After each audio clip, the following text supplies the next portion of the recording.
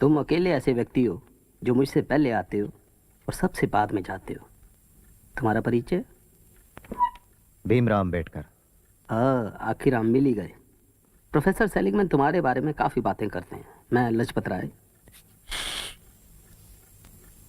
बाहर चलकर थोड़ी गुफ्तगू हो जाए। अंबेडकर स्वतंत्रता संग्राम।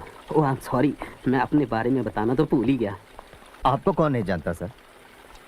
प्रोफेसर सेलिगमैन उस इकोनॉमिक्स थीसिस की बड़ी तारीफ करते हैं जो तुम उनके लिए लिख रहे हो। हमें इस संघर्ष में तुम जैसे नौजवानों की जरूरत है। अंबेडकर, ये समय बड़ी उथल पुथल का है। महायुद्ध ने ब्रिटेन को खत्म कर दिया है। हमें इसका फायदा उठाना चाहिए। तुम्हें तो पता होगा, तिलक ने हिंदुस्तान में होम रूल लीग शुरू किया और मैंने अपना संघर्ष यहाँ से जारी रखा है। अंग्रेज देश से निकाल सकते हैं लेकिन मुझे हरा नहीं सकते। कल हमने यहाँ एक मीटिंग रखी हुई है। आई एम सॉरी, मैं नहीं आ सकूंगा। मैं यहाँ महाराज के स्कॉलरशिप पे पढ़ रहा हूँ, बड़ौदा स्टेट के। इसलिए मेरा फर्ज बनता है कि मैं अपनी पढ़ाई पे ध्यान दूँ। आपसे मिलकर खुशी हुई।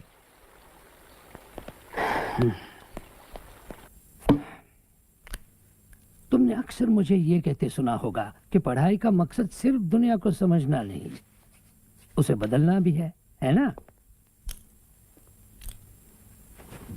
मुझे ही देखो, मैं पढ़ाता हूँ, किताबें भी लिखता हूँ, लेकिन मैं निग्रो अर्बन लीग का एक संस्थापक भी हूँ।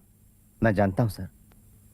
मुझे गलत मत समझना, मुझे तुम्हारी पढ़ाई से शिकायत नहीं। तुम मेरे सबसे अच्छे स्टूडेंट हो। आओ चलें। मुझे अफसोस है अंबेडकर, अफसोस ये है कि तुम अपने देश की आज़ादी के लिए चल रही राजनीतिक गतिविधियों में हिस्सा नहीं लेते।